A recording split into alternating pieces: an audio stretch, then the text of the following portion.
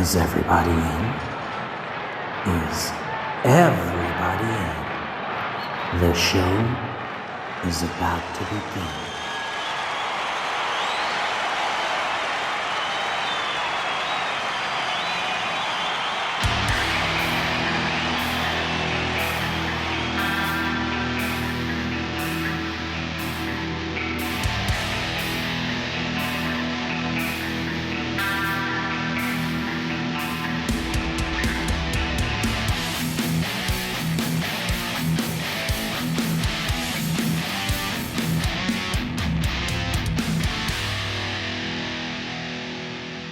Hey, welcome to another episode of Concerts That Made Us. I'm your host Brian, and before we get into this week's episode, the answer to last week's music trivia question was, of course, Axl Rose.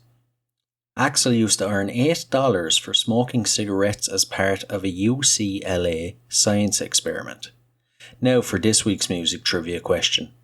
Which band was kicked out of their own album release party for starting a food fight? Now, on to this week's episode.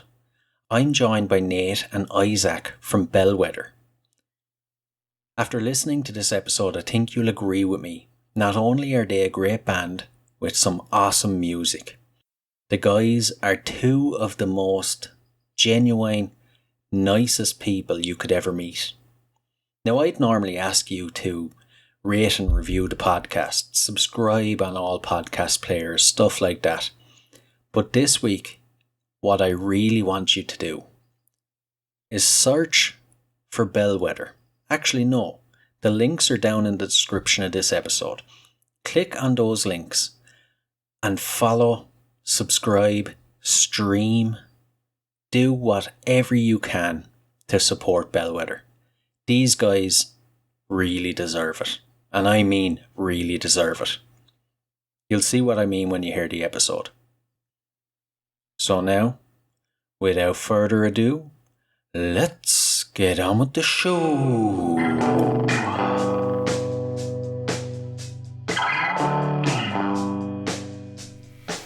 You know my heart isn't in it anymore, I gotta say, but it's nothing personal, it's how I always change. I move on to the next as quickly as I can, so I don't get replaced. Been living here so long, this town's become a grave, and everyone you know is gone their separate ways. It's the constant conversation, you know, will never change. It's just more of the same. I keep on saying the same things, I just keep calling your bluff. You haven't made the arrangement. Enough is never enough to get ourselves out of this place. I'm on the corner of Park, trying to find the attraction of being here after dark. I moved here back in September, before the leaves turned to dust, and we just keep on going back and forth and back and forth. I gotta know that there's a reason that we both were left here. You're the one that never got away. We were all working towards a comic collective, but now we're smiling in separate frames. I started looking for the hidden potential in this place you always loved it. But there's a question and it's always eternal. If you knew you wouldn't hesitate.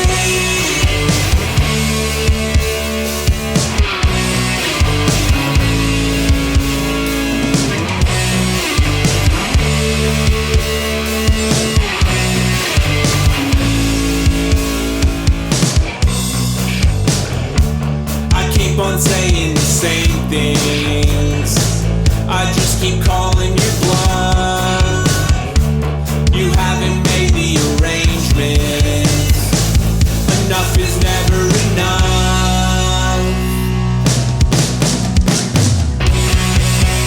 There's a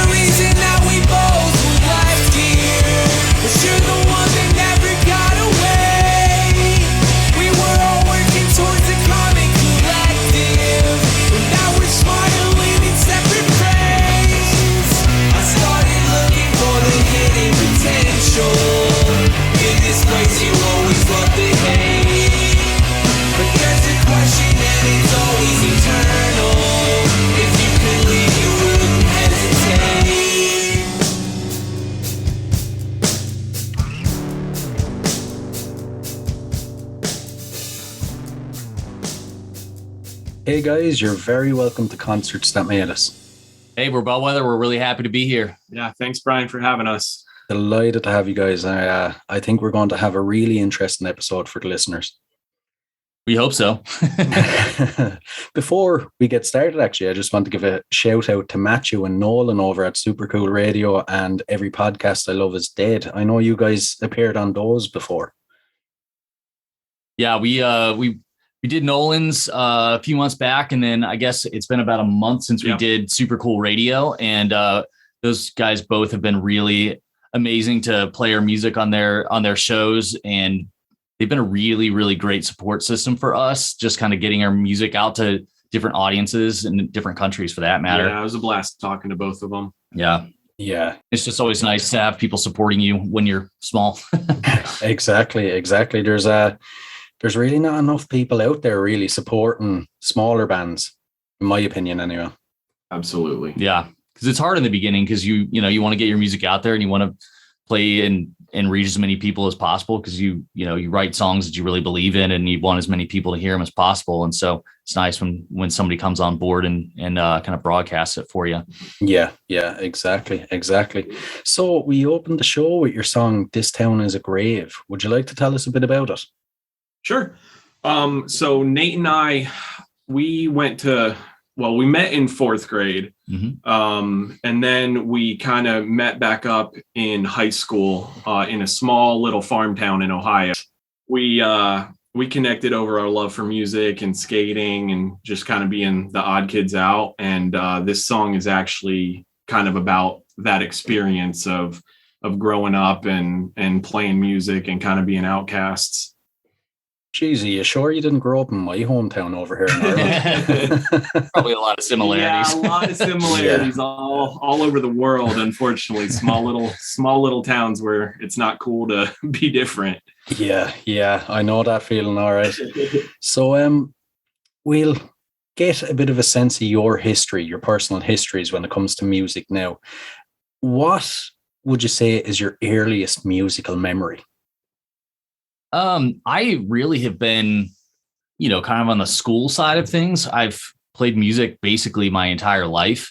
I went to a small school that my mom taught at, and, everybody had to be in choir and, do Advent concerts and stuff for Christmas and, all those things. I'm not a singer at all, but, little kids don't sound that great anyway.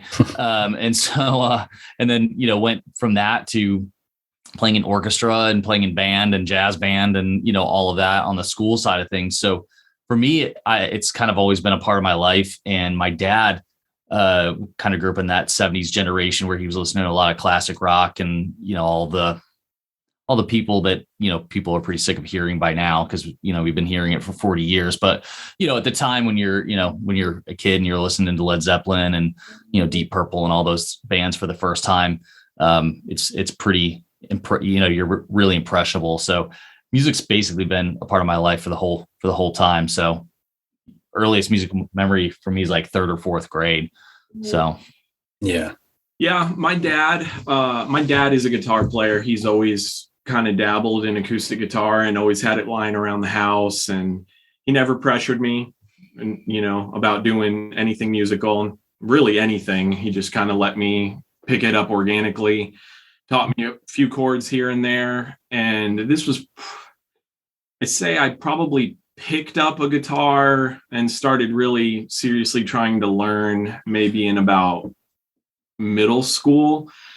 And then I always remember listening to the radio and, back when cassette tapes were a thing and you had to record the songs on the radio that you like, which a lot of people probably don't even know that was a real thing.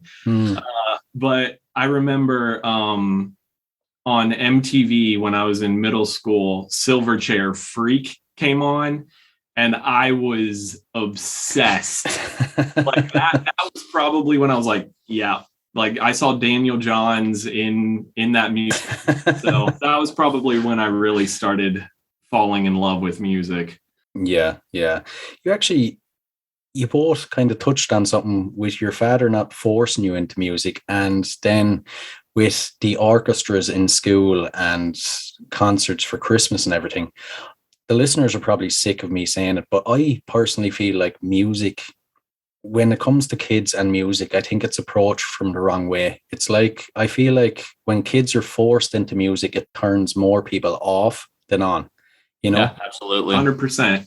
Yeah, I know a lot of kids that, they go to piano lessons and then they go to violin lessons, and they do it because they kind of feel like they have to, and they have no passion. And they usually, when they get older, they don't end up almost like a thing that they grew up with and they were forced to do. So I totally agree with you. Yeah. And even I've noticed that like the songs that you're made to play, they're not what a kid would be interested in at all. You know, when you're listening to the radio as a child, you're hearing rock songs, pop songs. And when you think of an instrument, you're like, oh, I'm going to be like them. But you're not playing that sort of music at all, you know? So it's not very interesting for a child, really. So I really commend people that started as children and stuck with it, you know? Yeah. And it's funny, since I did a lot of music in school and all of that, I do have a lot of that, I guess with drumming, it's not necessarily like classical training like it is with vocal or piano or whatever. But, I did drumline and the rudiments and, got all that baseline stuff that really helped me out. But the things that really kind of got me passionate about playing drums and still, sticking with it at 37 years old are listening to, we had a really great college radio station in our town. And it was, they were playing Nirvana, Smashing Pumpkins, Green Day. We don't listen to them too much anymore, but 311, just like a lot of bands that were really popular kind of in that 96, 97, 98 time period. And I would literally turn on the radio station, put on a pair of headphones and sit behind my drums and just play to whatever song came on, regardless of whether I knew it or not. And and then playing with Isaac too, we would get guitar tabs and he would learn, Smells Like Teen Spirit or Brain Stew or whatever it was. And Adam's Song by Blink-182, like we would learn those songs. And that training was way more formative than anything that I learned in elementary school, junior high, high school, or college, Yeah. It always seems to be when you're just jamming with friends that the music speaks to you, It means you could go through hundreds of hours of formal training, but when you're actually playing with friends, that's when you get the urge to continue on and do more with it, Yeah. So you mentioned what your song This Town Is a Grave is about, but what were your teenage years like? Because I know the typical thing is, there'd be a load of guys in school that play instruments, you form a band. What was the kind of scene like in your high school? Honestly, for the type of town it was pretty awesome. We had a handful of punk bands. There's this band, the GC5, that was incredible. They're just a really cool punk band that we got to play with. And yeah, just a lot of kids that didn't fit in and made music, to kind of be that outlet for them for not fitting in. But for the type of town it was, I would say the music scene was really fun and it was really cool. Yeah, we had a lot of really good musicians and a lot of, and I think we talked about this on Matt's podcast, but like everybody just played together. Yeah. And everybody played in each other's bands. We would have a show with 5 or 6 bands. And, there would be probably like 5 or 6 shared members between all the bands. And everybody would just show up. We'd have shows in barns or at the VFW, or, we used to play at youth group events at our church. But everybody in that town was just really rabid about playing music. And we all just really fell in love with there's no ego about it. Yeah. There was no, I'm better than you. And there's a bit of competition of like, okay, we're going to get really good at our instruments and we're going to be a really good, collective group. But like, we just had a lot of really good people that really just loved playing music. And, we had this guy, Chad, who we used to play with. The guy had been playing guitar for a year. He was playing like Master of Puppets solos and just like, I don't know how. I mean, Some people just have it. Yeah, he was just so unbelievably talented. And we had quite a few people like that. And they were the people that were also playing in jazz band and drumline and all these things. So like we just kind of had, everybody was just, we had nothing else to do. Yeah. We played music and we skateboarded, and we skateboarded with the people we played music with. And it was just this community that we all just kind of spent time together, came up together, and we had a blast. Yeah. That actually sounds like heaven. Yeah. In hindsight, it was, I do feel like we enjoyed it a lot while we were doing it. But, when there's still a part of you as like an angsty teenager when you're a loser at school that still sucks. And you're like, man, I wish I was popular, but it's so dumb now that I'm older to feel that way. But, when you're a high schooler and you're a loser, it still kind of sucks. But it really was, I wouldn't have changed it for the world. We had a blast. Yeah. Do you ever notice actually there's always like when there's a community like that, there's always like one guy who just disappears, locks himself away in a room for 6 months and comes back as like Jimi Hendrix or something. It always happens. Yeah. Sell your soul to the devil and just become this like god of a musician. It's crazy. Yeah. That wasn't me, unfortunately. So after high school and everything, what did you guys do to make your dream a reality, to become musicians? Well, so like we've already talked about, Isaac and I have known each other for like 25 years. And so we've kind of like, we spent a lot of time growing up together, and then we spent a bit of time apart, and then, we came back together. I went to college in Virginia. He went to college in Northern Ohio.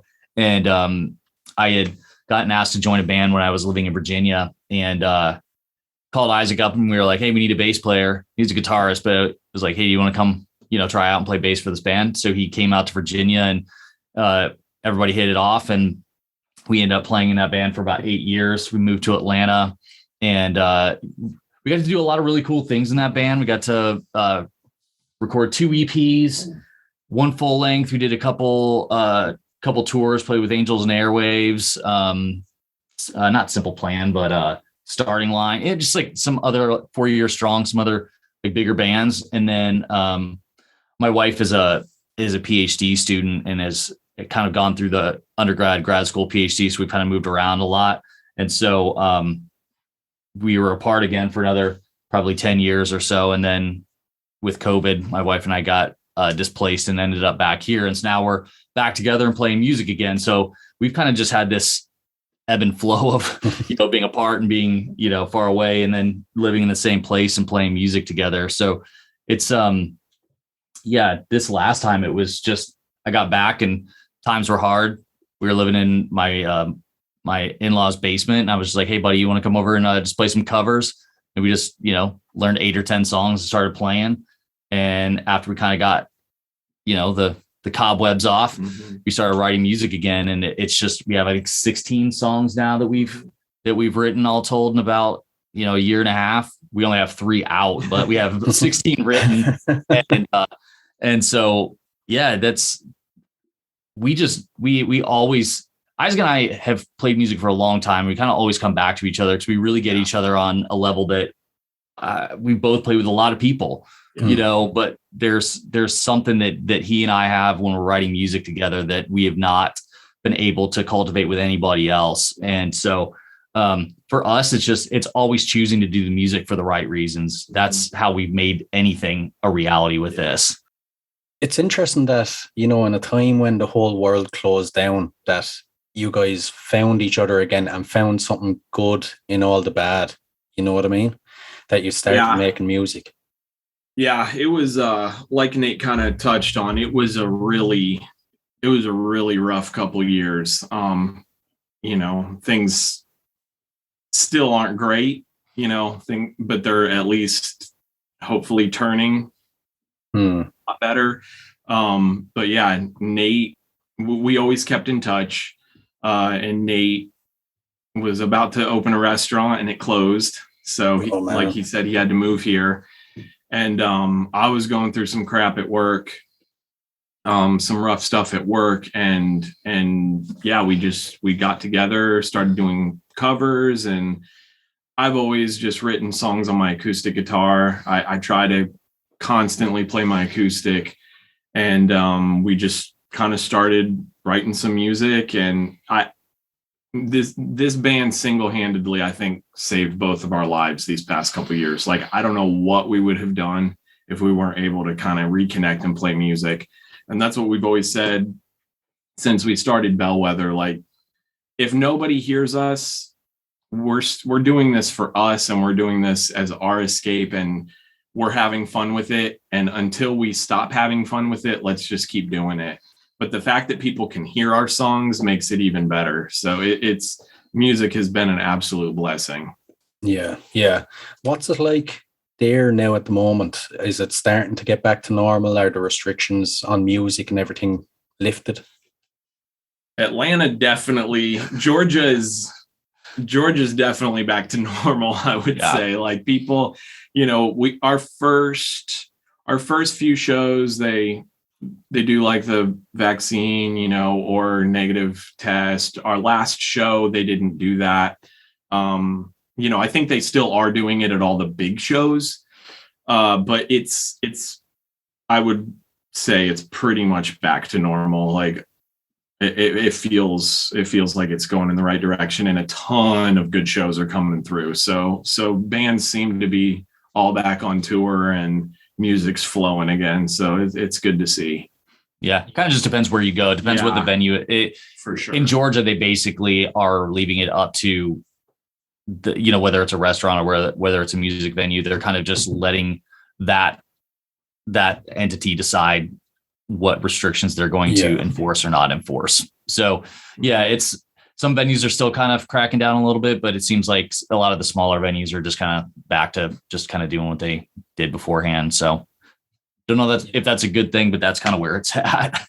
Well, at least you're getting to play gigs, Absolutely. Yeah. Couldn't agree more. As a band that kind of came out of the pandemic, formed in that time, was it easy to get booked? It's been odd. Question for Nate. Yeah. So it's been a little odd. And the band we played in before, we had another band member was kind of in charge of like getting all the shows and all that stuff. And so this was kind of my first foray into, like cold contacting people and just kind of trying to sell yourself and saying, hey, this is our first show. Can we play, at your venue? And so we got one breakthrough in September at this venue here, which we had played before, but it had been a long time, called Smith's Old Bar. And it's a really great spot. They have two rooms. They have an upstairs, which holds, I think, like 200, 300 people. And then they have a room downstairs that's like maybe 75 or 100. So it's a smaller room, but good sound. And it's kind of one of those storied venues in Atlanta that everybody loves and everybody knows about. And so that ended up being our first show, which was super cool. Yeah. And we ended up playing with this band called the Ottoman Turks. And they were kind of this, I'm going to call them avant-garde country. Yeah. Like avant-garde, like Texas rock. Country. Yeah. Awesome. They were great. Yeah, they were a lot of fun. They were such nice guys. And my God, could they play guitar? Yeah. But the guy who booked us was like, I don't know if you guys sound anything like this band, but do you guys want to play? And we found out 2 weeks before that we were going to play, and Bellwether is technically just a duo, but we hadn't really even thought about playing live, really. And so my wife is a really good musician. And so we were like, Amy had bought a bass during the pandemic and was just kind of learning it quietly. And we were like, hey, so do you want to play with us? In 2 weeks? No, it was a week. That one was a week. At that point. It was a week. We asked my wife to play. So she ended up learning all of our songs, which was like 6 or 7 songs, but learning them in a week, practicing with us, and then playing a show. And it ended up being a blast. But yeah, so and then as for the rest of the shows, again, it's just kind of cold emailing and just kind of hoping that people will, email you back or see your email. So locally, we've played 4 shows. We just played our 4th show on Thursday. And, we've been trying to kind of branch out in kind of the southeastern region, whether it's, Tennessee, South Carolina, Florida, Alabama, but it's been difficult to get people to write us back. So it's been difficult to get a few shows. But having said that, we've really only been like officially a band since July, and we've played 4 shows. So on the one hand, it's been kind of difficult to get there, but we've also played more shows than we thought we would have. You know what I mean? So It's just kind of like the venues have been great, and we've really enjoyed the people that we've worked with, and we hope that it will continue. But yeah, it's been a little difficult to kind of get into certain venues in Atlanta. Yeah, a thing I've noticed, I feel like since the pandemic, is a lot of venues seem to only kind of want to book well-established bands, which I totally get because they've been losing money for 2 years.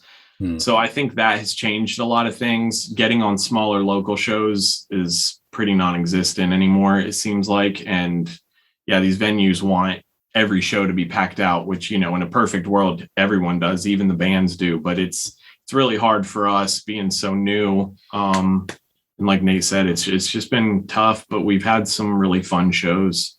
Yeah. Hopefully we'll just keep growing it. Yeah. And for any of the listeners that haven't got the chance to see you, what can people expect at one of your shows? This was actually a really good question. And it was kind of, when you've only played 4 shows, we're still very much in that, we're very much still, even though we've played together for a long time, this entity of Bellwether is still so new. And as most people know, when you play in a band, I mean, Dave Grohl said it best. He's just like, just get on the road and play fucking shows. Like that's what you do to become a really good band. Like the way you become a really good band is playing, 200 shows a year. However, life happens. We have, extremely busy lives. And when you're looking at the reality, you're like, we would love to do that, but can we really? Not sure. But so as it is evolving, I think what people can expect at our shows is that there's going to be 3 people on stage who are so grateful for the opportunity to be there and so grateful for the gift of music and being able to play for 1 or 100 people or however many people have graciously decided to be there, that we are going to get up on stage and we're not going to play perfect. We wish we would, but we're all human beings. And, we're going to get up there and we're going to give it our absolute all and play authentic music that we write ourselves, record ourselves, produce ourselves, and put out ourselves. And we want people to find it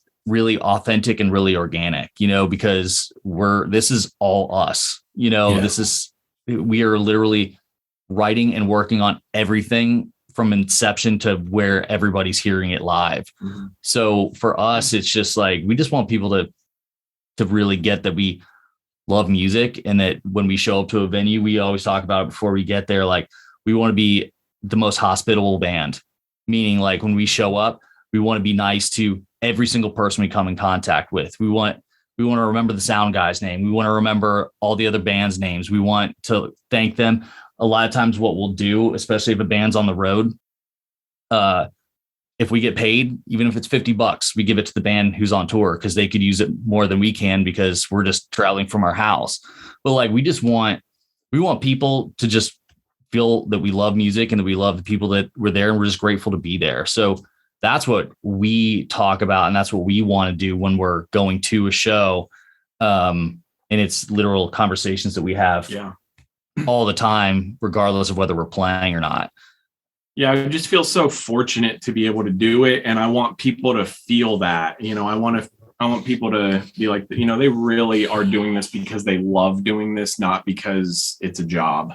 And I mean, at this point, if this is a job, we're in the wrong profession, because we're paying for it right now. We're not making money doing it, but like, I mean, we both said like we put money into this for the rest of our lives. Like it's just so fun, and we're so fortunate to even be able to play in front of people. Period. Yeah, that really comes across. I like both the answers there, but I find it really, really brave to say it's not going to be perfect. You know, a lot of bands will bullshit and say, "Oh, it's going to be the best thing ever. There won't be one mistake." But personally, I feel it's the imperfections that make a concert great. You know, you don't want to go to a gig and it be the exact same as you just threw a record on or listened on Spotify. You know, you need them little imperfections and the banter with the band and stuff like that. It's what makes the entire gig for the audience, I feel, anyway. Yeah. No, it's, it's when you go see your favorite band, you want it to be really great. I really, there's this band out of Missouri, I think. St. Louis, called Motion City Soundtrack. I've listened to them for a long time. And I remember I finally got to go see them at this might be confusing. I don't mean it to be. There's an old Masquerade and there's a new Masquerade in Atlanta. Right. The old Masquerade was this black and purple old mill that looked haunted. Super it looked sketchy. like it was going to fall down on North Avenue in Atlanta. You would go to shows and they have 3 rooms at the venue: Purgatory, Hell, and Heaven. So Purgatory, there's a lot of a lot of 80 or like goth punk and like goth bands that play in there. Hell was like do like burlesque shows in there and stuff. Yeah. Super cool place. And then like Hell was kind of the smaller bands, like 400 cap venue, and upstairs was for a lot of the medium-sized bands. It was like 2,000 people, I think. But when you would go up there, when people would jump or whatever, you could literally feel the floor moving. Right. And so on the one hand, you're like, this is a cool experience. And on the other hand, you're like, I'm going to die maybe. Yeah. Is this going to be the show the floor falls through? I don't know. Anyways, but they tore that down and now they have a new Masquerade, and it's still Heaven, Hell, and Purgatory, but it's a lot nicer and it's, a lot more solid. But so I went and saw Motion City Soundtrack at the old Masquerade, and they sounded so good. Like every single thing was perfect until there was one song that the singer started and he like messed up the guitar. He's like, "Oh, sorry guys, I messed up and I need to start again." And I just remember thinking, "Oh, thank God he's human." Yeah. Cool. Yeah. And I was like, yeah, they messed up. And he just started the song over. The world didn't end, and it actually made me like them a little bit more, because music needs to be an expression of the human being who is performing it, and there's people that go to the Berklee School of Music or, all these really fantastic places. Like I've seen Dream Theater on 3 different occasions. You go see them play and it's going to be perfect. You understand that, but like, that's not, you just have to have a good understanding of who you are as a band and what you're trying to present, and so we've been playing music for a long time, and, we're going to get better every time we play, but like, it's not, I think, and I'm a chef in my normal life. And even in that world, there's perfectionism. There's all these things that people are striving for. But like, if the goal is perfection, like you're never going to achieve it. So you're always going to be disappointed, and B, like, that's not the point. The point of food is to feed people. And the point of food is to like bring people around a table and have them really, enjoy that time and really make it memorable. And music is a time to bring people around songs or a band or a show or whatever, and really give a memorable impact to people and bring people together. And like perfectionism, in my opinion, kind of like is kind of counterintuitive to all of that. Mm. And talking about like the hospitality end of what we're trying to do, like perfectionism and like being a-holes because you didn't, play perfect, like goes counterintuitive to being hospitable to people, because then you're just unpleasant to be around, Yeah. So like it doesn't have to be perfect, and it shouldn't be perfect, and that shouldn't be the goal. Yeah, I totally get that. It's about giving people the experience. It's more than just music. It's more than just a night out. You want to give them an experience that will be a memory for them, Yeah, absolutely. So you can use all the gigs you've ever played for the next couple of questions. But what would you say has been the best experience you've ever had at a gig? So, like Nate said, we've only had 4 shows. But this past Tuesday, we played with a band called Tiger Cub. They were fantastic. And they're from England. They're from I think they're from Brighton, I think. Yeah, they're from Brighton. And it was their first time to America. They're touring with Clutch. And this band, I Hate God, I think, or something. Yeah, something crazy metal. It's like I Hate God, but EYE. I don't know. Right. But they were amazing. I would say that was probably the bright spot of our shows. Just getting to see them. Like, one of my favorite things as a musician actually is sound check. Like, we get to be in a room that's empty and see these bands sound check. It's just such a cool thing to get to do. Yeah, actually. Geez, that'd nearly be enough of a reason to be a musician, just to get to see that. Obviously, you have times where it's not that fun to be in soundtrack. There's those times too. Yeah, Tiger Cub was fantastic. They were such nice guys too, and my wife plays bass with us live, like I said, and so we're a 3-piece band, and so sometimes a lot of bands that we like and we go see live are 4 and 5 people, and so sometimes when you go see a band that has more people and they have more sound and they have more amps and, all these things, and it's louder and seemingly a bigger sound, sometimes you go, man, like if we grabbed one more person to just like play guitar with us, maybe it would sound a little bit better and a little bit more full and all these things. But watching those guys play, like those 3 guys, like the sound that they produced was just unreal, huge. And it was kind of like, they kind of took us to school. Like, they were super nice, but like, they definitely kind of took us to school of like, oh, so this is what's actually possible for 3 people to do on stage. And it really kind of sent us to do our homework and, kind of said, all right, so how we're here, how do we get there? Yeah, like after the show, we were like looking at amps and pedals and stuff. We're like, how do we sound better than we do? Because that was like it was mind blowing. Yeah, because we really some people took videos of our show and stuff, and they've sent them over and things like especially 4 shows in. Like, we are really happy with the trajectory that we're on and how things are sounding. But when I think we talked to them, and I think they had said they'd been playing for 10 years together or something like that. And, I don't know how many shows they played a year, but 10 years is a long time. And so it's a long time to figure things out and to dial things in.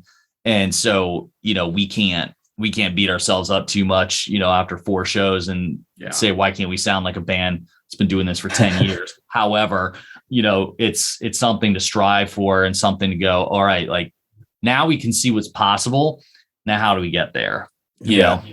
Yeah, that's actually really good. And it's always, no matter what you're doing, it's good to surround yourself with people like that force you to improve. Mm-hmm. Absolutely. We'll flip it around.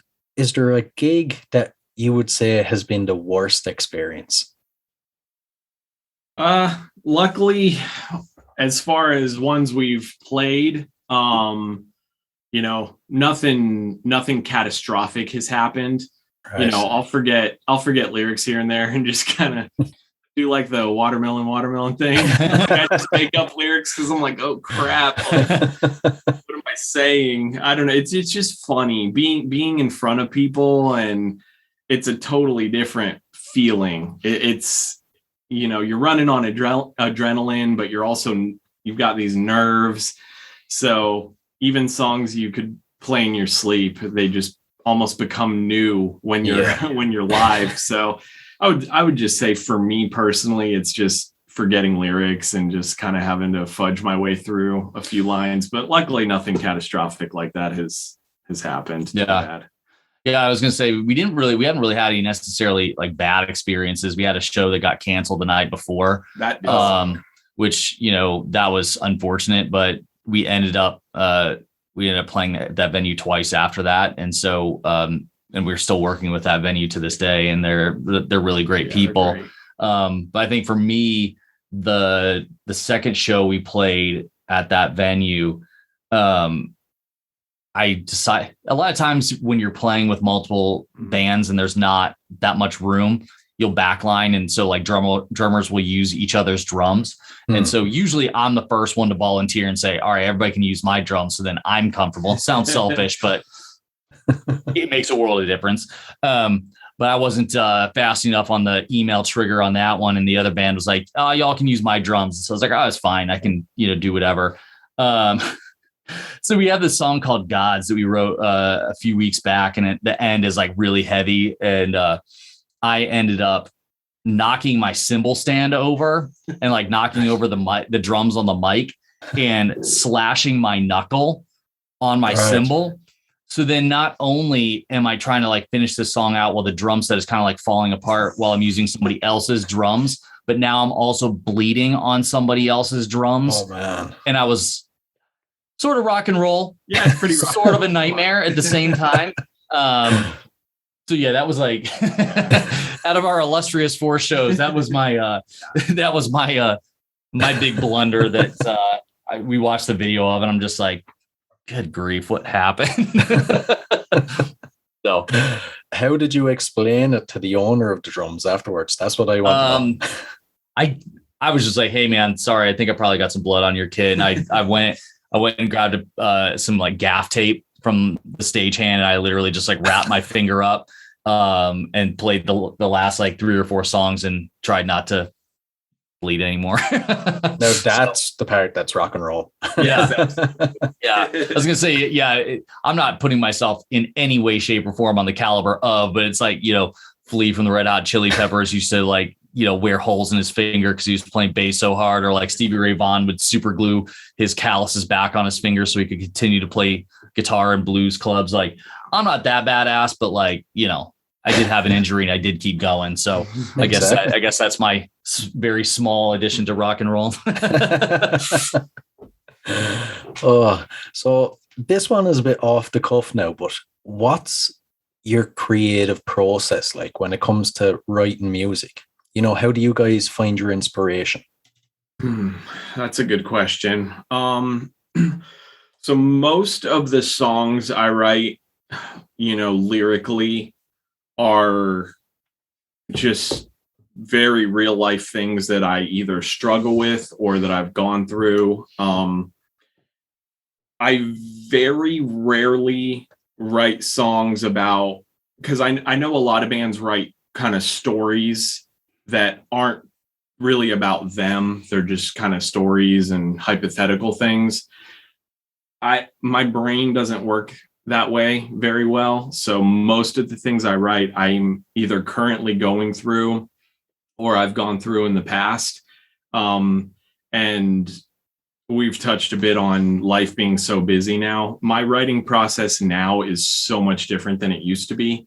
I have about 20 minutes at night when I'm giving my daughter a bath. Like I have a 4, almost 5-year-old, and I sit on the bathtub while she's like, playing with her toys, and I have an acoustic guitar, and I just mess around. And if something I think sticks, I bring it to Nate and I play through it.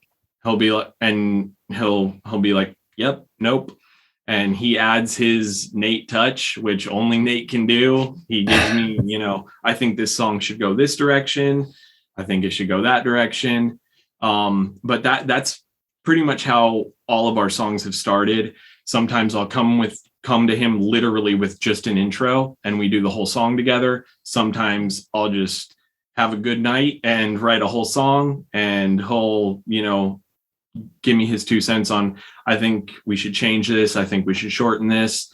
But yeah, that's for Bellwether with our current lives. That's kind of been the writing process, and it's been working pretty well. It's honestly, I always complain that I don't have more time, but I also wonder if I had more time, if these songs would come on the way they do. Yeah. Do you ever feel, I love asking people who write songs that way this question, do you ever feel apprehensive about putting so much of yourself in a song and putting it out there?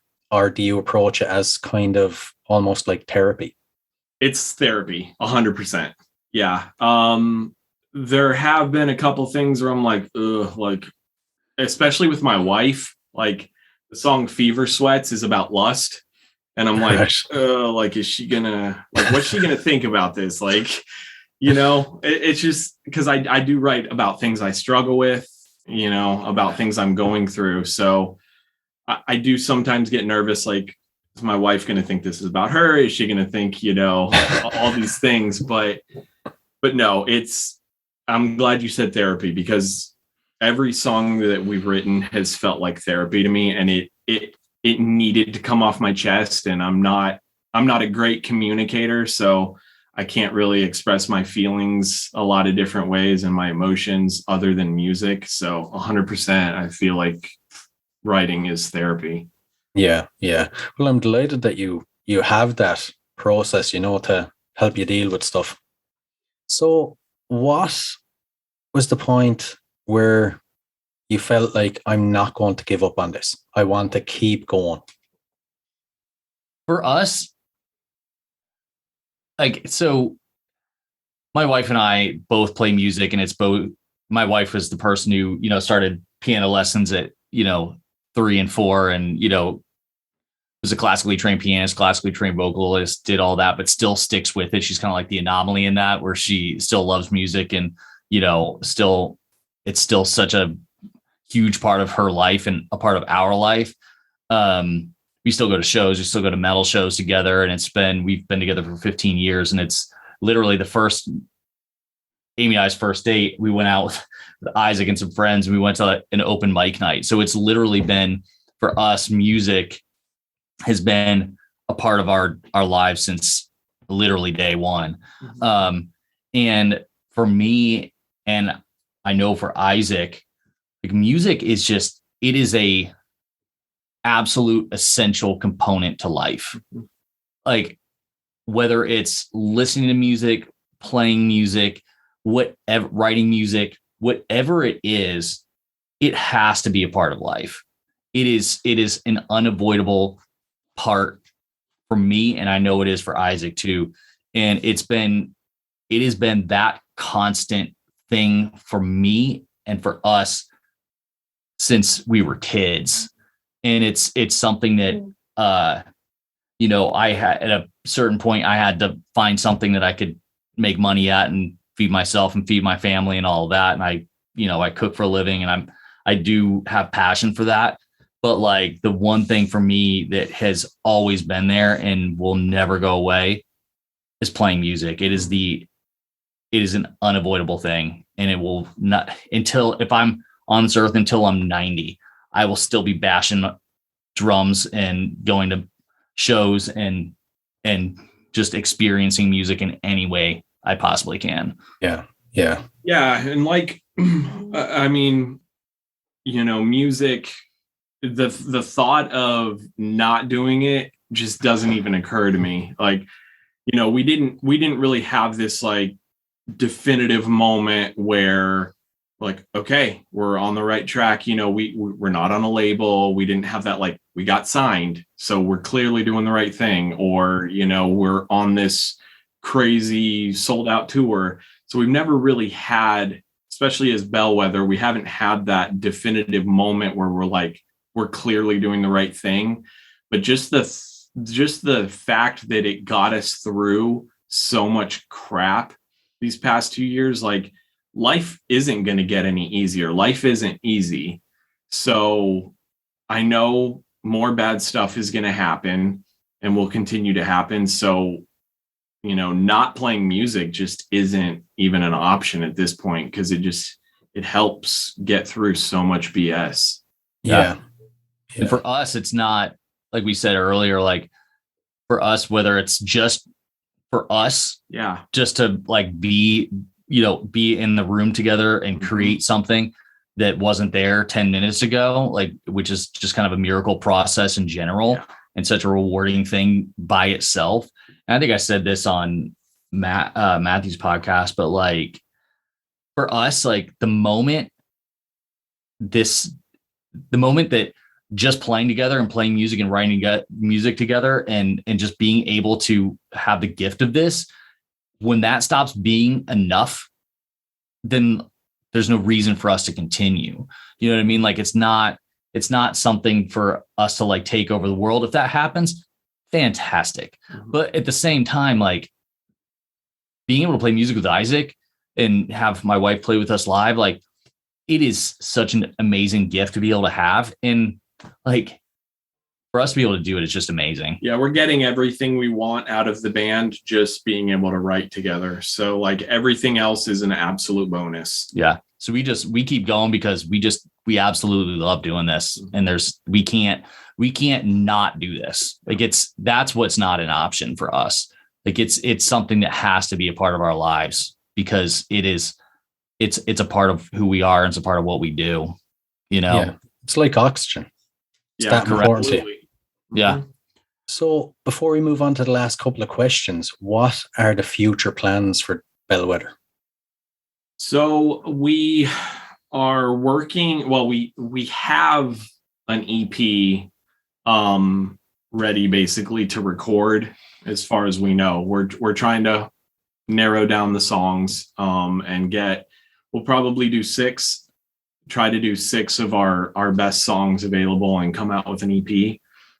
So I would say that's kind of our nearest future. We have a couple songs that we'll probably release as singles before then, just because at this point, the thought of recording and releasing an EP is probably going to be a couple to a few months away.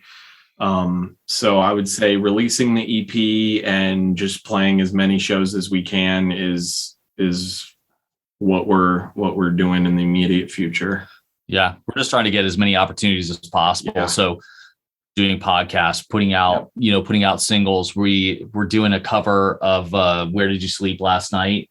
But I should know who originally did it, but I just know that Lead Belly. Yeah. So Lead Belly originally did it. And then Nirvana kind of most famously did it on, MTV Unplugged. But we're going to do a cover and a video of that. We're just kind of trying to get schedules aligned and get the recording done before we can go record the video. We have a location, we have all these things, but yeah, for us right now, it's more about EP is kind of like big picture of where we want to be. But like in the near future, we're just reaching out to as many people to play as many shows as we are lucky enough to play. And then, releasing songs and just kind of keeping interest out there and just kind of keeping things going to where, we have content out and we, kind of the whole social media game as it were, but just making sure that we still have things that people can engage in on a day-to-day basis. And just hopefully, I think we're up to like 550 followers on Spotify and, we're trying to get listeners up and just kind of those like incremental things that we can kind of grow and just kind of get bigger and get more of an audience and get more reach. So, like Isaac said, schedules in life kind of get in the way sometimes, but we're really trying to like just kind of push through the distraction of that and just try to work hard to make this dream a reality, hopefully. Yeah. With people's attention spans so short nowadays, do you find it hard to keep people engaged? Yeah, it's impossible. Yeah. So we're, I don't know much about TikTok, but we're trying to get in that world a little bit. So we're trying to do, we're trying to come out with songs. We're trying to come out with videos. You pretty much constantly need to show up in people's feeds to stay relevant, or they'll literally get forgotten overnight. It's just so easy to be forgotten with the mass amount of just everything that's constantly in your face. Yeah. And we're just trying to also kind of behind the scenes, whether it's at shows or just the band we used to play in, we had a lot of really great connections with a lot of bigger bands. And, we're trying to get back into those worlds and trying to come alongside other bands and trying to work with bands. There's a really great band out of Boston right now called Mission to Sleep. You should check them out. They're really fantastic. But like trying to work with them of like, trying to be like, hey, do you guys want to go old school and like do a split EP? Yeah. Or, a guy came to our show at Boggs, who plays in kind of like a As Cities Burn, kind of like post-rock band, who really liked us. And we're, trying to talk with him to get a local show going to where it's like, like-minded bands can come together and put on a show kind of like how we all used to, where it's just like, there might be 20 people there, but let's be punk rock about it. Let's just start this thing in a basement and just like grow it to as big as we can, but like just trying again, like not that we don't want to be associated with bands who are, just doing it for a job or just doing it because it makes money, but like, we want to be surrounded with people who are doing it for the reasons that we're doing it, And so, we're just kind of behind the scenes, just trying to like reach out to those bands that we really like and, tag bands. Like we've been doing playlists and just finding bands that are small, just like us, and putting them on that playlist, and maybe 20 people hear it, but we tag them in it. And then the people that listen to us can go listen to them. And, you kind of build this community where, social media is one of those things that is kind of a double-edged sword, I guess. But like one of the benefits of it is that you can, like we always talk about DistroKid, like the fact that you can put your music online for free is an insane opportunity, and so to be able to get on Spotify and look where your music is being streamed, it's like Dubai, Ireland, India, all these places. And we're sitting here in Atlanta, Georgia, recording in this literal bedroom right here. And somebody in India is listening to your music. It's kind of an insane concept, So it's one of those really, really big benefits of this community. And if you can kind of reach out to those bands that are also trying to do what you're trying to do, who are just trying to like get a little bit further along in the journey, it's just, we just want to come up in a community of bands that like can get back to that like really, really authentic music scene where people are just showing up because like, again, it's oxygen. It's what you do. There's no other option but to play this music. And that's why you're there. Not because of Spotify plays or, whatever it is. Like you're there because this is the only thing that is the rational thing for you to do, is to show up and play this music. I've said it before, like the music industry would be a much better place if bands, like I know the labels are very cutthroat, but bands that are on the same level weren't as cutthroat and competitive with each other. Like obviously you want to be better, but if every band could get it into their heads, build a community and raise each other up as they rise up, it'd be much better. Yeah, it's sad because Nate and I talk about this all the time. When we go away from a show and a band was nice, we're actually surprised.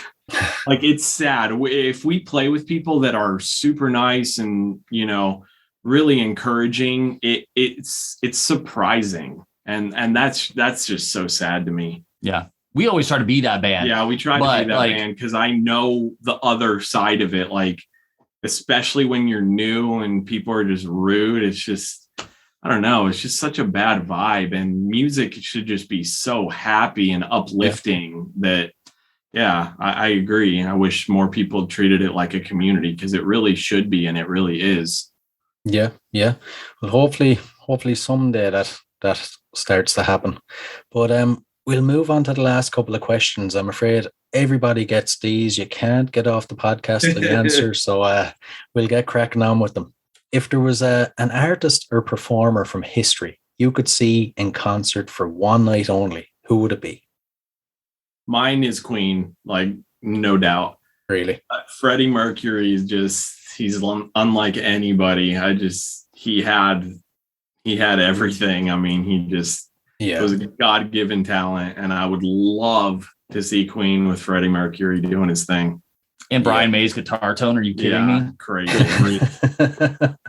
I would say Prince, just because he was just kind of like, I mean this in the greatest way possible. Like he was just like a freak of nature. You know what I mean? Like, Yeah. He didn't care. I can't think of anybody who wrote more songs, like just in general, than that man. And just like, he's not my favorite musical artist of all time by a long shot, but like just the breadth of his catalog and the things that he was able to do. And I mean, I've watched videos of him playing, and just like the amount of musical talent that one person had was the equivalent of like 45 people. Yeah. Like, I don't know. That's my answer to that one. Cause that guy, just like a few people in the last few years, left the world far, far, far, far too early. Similar to Freddie Mercury as well. Just left the world far too early. And Brian, I'm sorry. I know we're not supposed to ask you questions, but I just want to know, who's yours? I always hate when I get asked, because it always. I'm sorry. You can skip it. Don't worry about it. No. I'll be fair.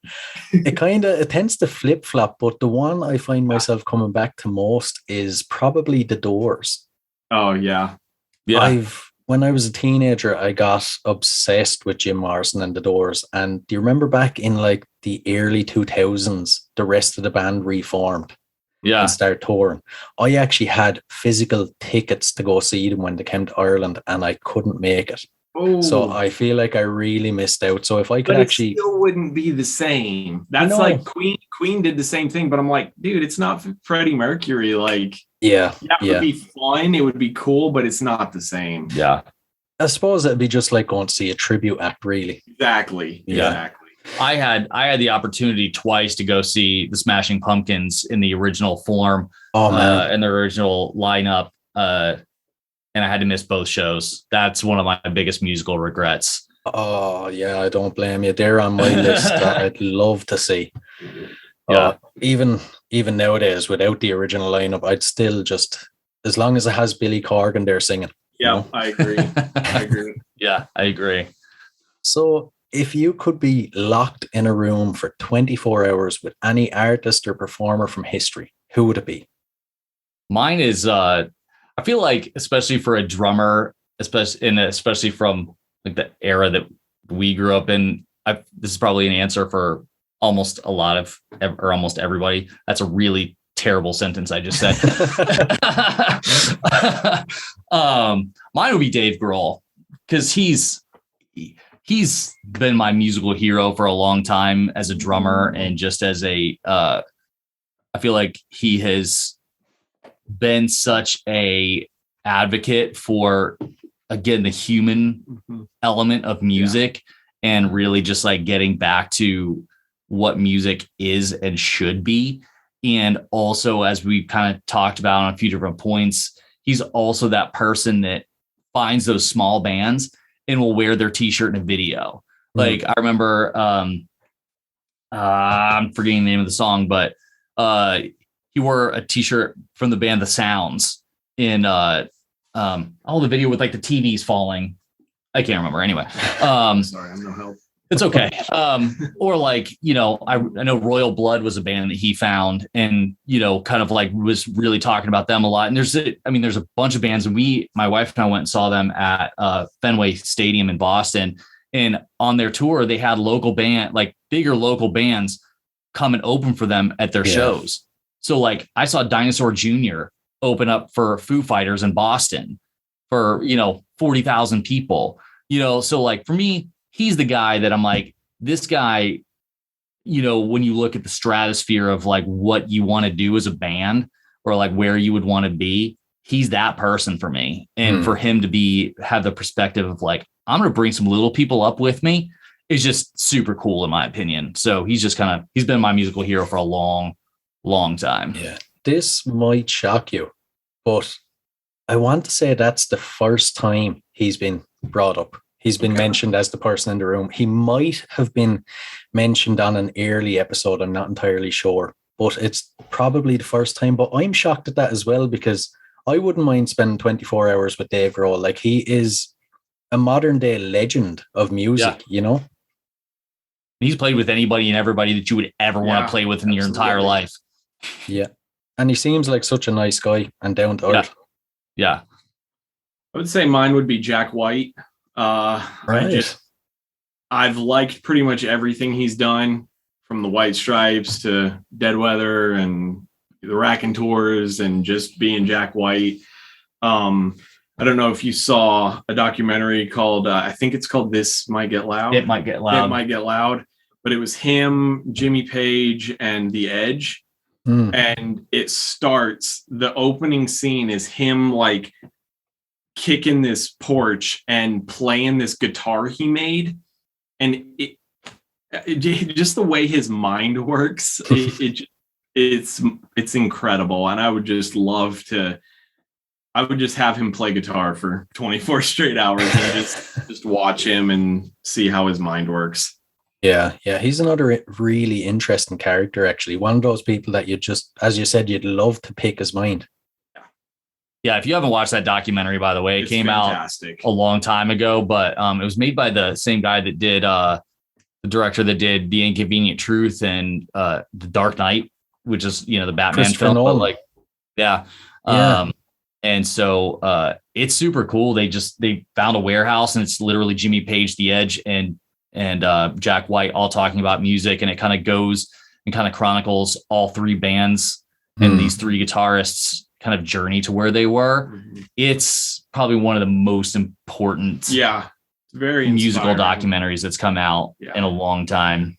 When you said the name, actually, it didn't ring a bell, but when you said Jack White, Jimmy Page, and The Edge, it does sound familiar. I might have seen a bit of it or seen clips of it or something, but I'll definitely have to look up the full thing anyway. Yeah, it's fantastic. If there was a song that could appear on the soundtrack to your life, what would it be? So whenever I get asked these questions, my mind kind of goes blank. So I had my wife help me out a little bit. She came up with two, and I think that they're both really good answers to the question. So I'm going to go with two. I don't know if that's allowed, but one would be The Best of You by Foo Fighters. Cause that's just, that song kind of, it by design has kind of like this dichotomy to it, to where it's like, is somebody getting the better of you or somebody getting the best of you? And it kind of has this like, and I'm a really nice guy in my real life. And so sometimes I feel like, some people are taking advantage of me, and so there's a lot of times where, that song reads one way to me, and there's sometimes that song reads another way to me. And full transparency, when we saw them at Fenway Park, I definitely cried when they played that song because it was such a beautiful thing. And then the other one would be Survive by Rise Against. Right. It's just a fantastic, like I literally listened to it this afternoon before I was going to give it as my answer, and I still get goosebumps from it. And it's just this kind of like, when life is hard, just kind of like this really empowering, just like fist in the air type of song that just like gets you back on the horse. You know what I mean? So those are kind of like my two songs. Mine would, I'm the same as Nate. If people ask me these questions, I'm just like, what do I like? I don't even know who I like. Mine would have to be Okay, I Believe You, but my Tommy Gun Don't by Brand New. Deja Entendu, to me, like in high school, it blew my mind. And it really was the album where I was like, I want to do music 100% after listening to Brand New, and his lyrics seemed new and different than what anyone else was singing about. He sang about like teen angst and just all this real stuff, and you could tell he really meant it. So I would have to say that song. Some solid choices there. I like him. I actually I've seen Foo Fighters myself as well, and I think the song that brought a bit of an unexpected tear to my eye was the song Wheels. Mm-hmm. I don't know why, it just, as soon as it played, it was just the atmosphere and everything. Yeah. But three solid choices. So to give the listeners a sense of you as people, what do you like to do when you're not doing music?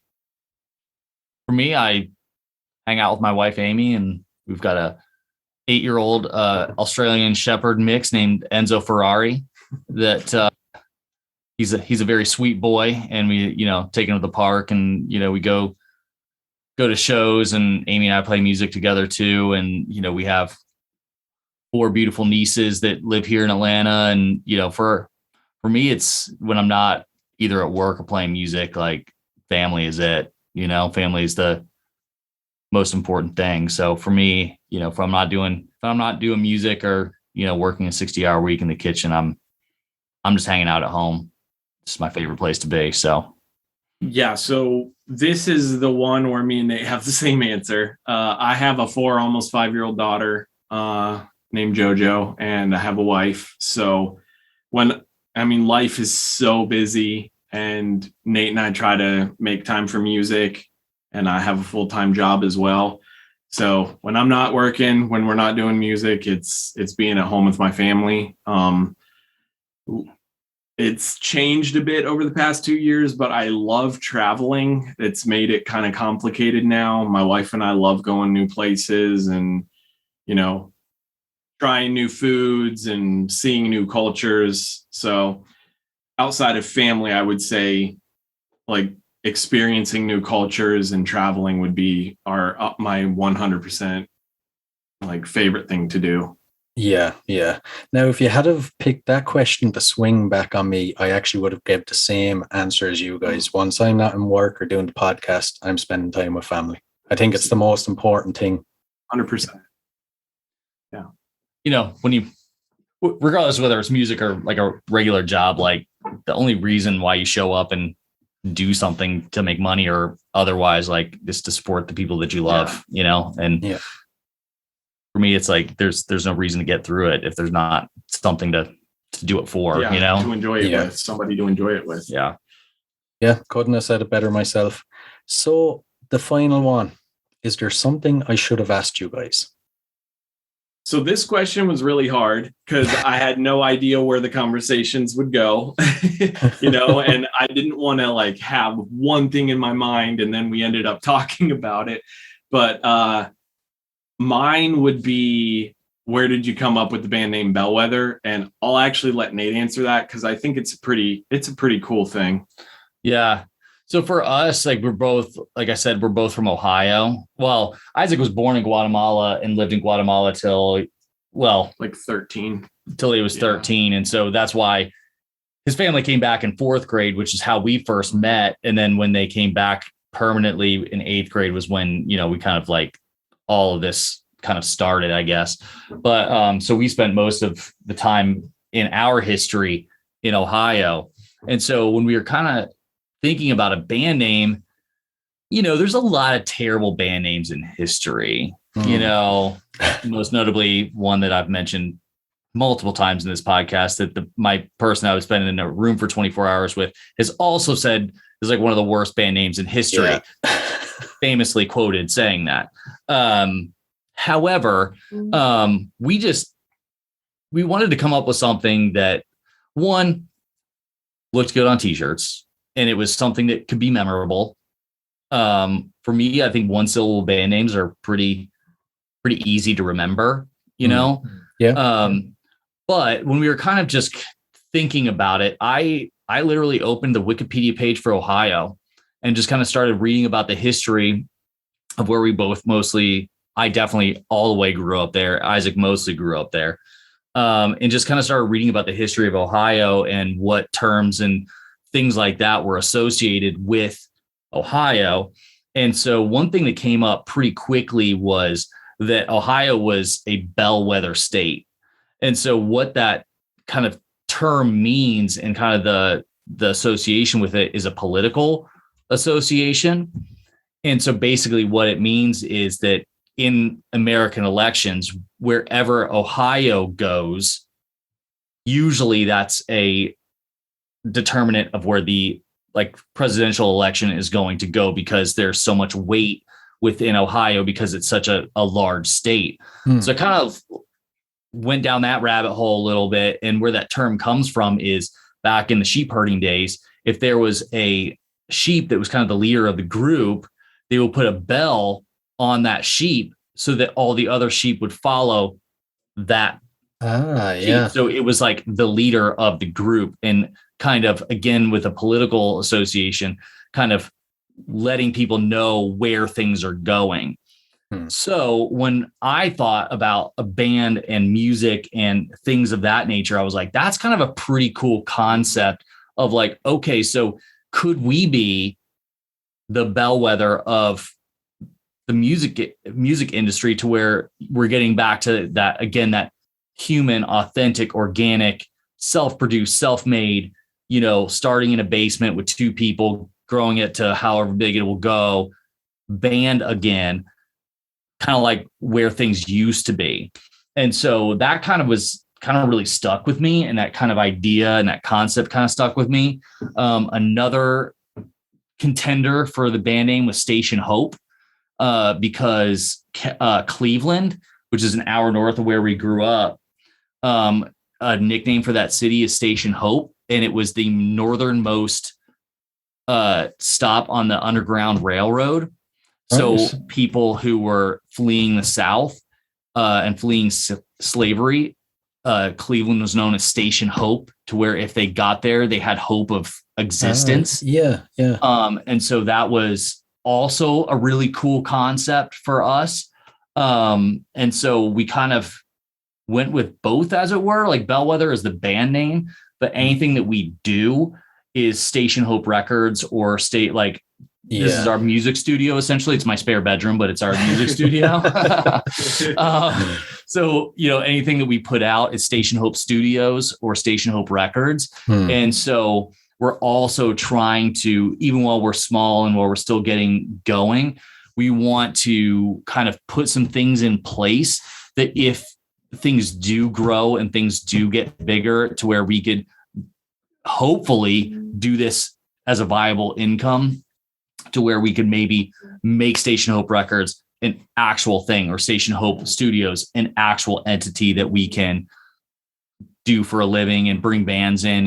And again, if we are lucky enough to be anybody of consequence in the music scene, that we can find smaller bands and be like, hey, you guys want to be on Station Hope Records? Here's what we can do for you. And here's how we can grow you. And here's how we can bring you up, just like somebody else did for us, So for us, it's kind of like partly right now thinking and partly future thinking of, okay, so this is where we are now, but if we're lucky enough and the stars align and, do all these things, like we can put some things in place that we can, again, help people out and really kind of like solidify some things for us. So that's the long story of where Bellwether came from and kind of what we're trying to do, I guess.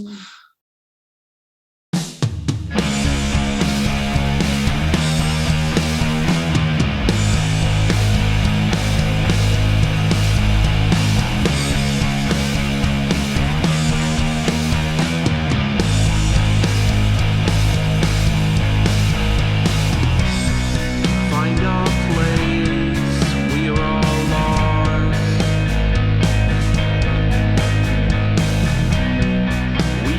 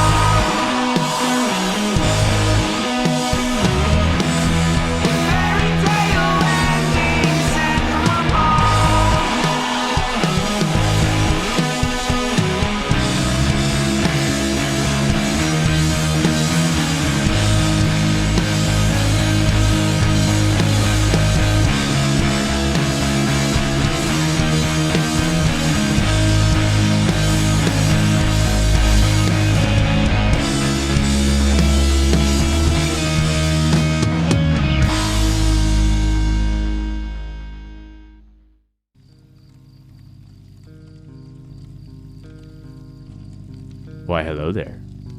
I'm about to make a prediction. And that prediction is, you like podcasts. If that's true, then make your way over to the Cognitive Discourse, where we have monologues, short stories, and open discussions. And every now and then I get a little ranty. If this sounds like something you're interested in, then go check us out. We're streaming on all major platforms, and hell, we're even on YouTube. New episodes out every Friday. I hope to see you there.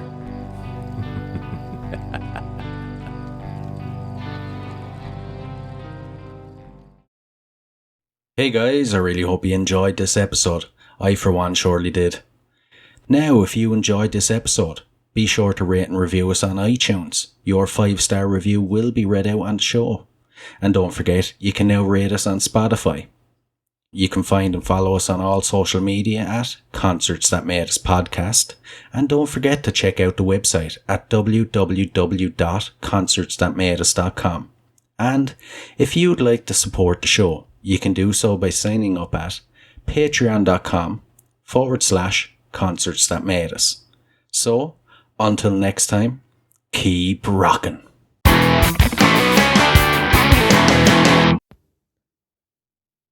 Hey, what are you guys still doing here? The show's over. It's over. You can go home. Go on. We'll see you next time. We'll be here.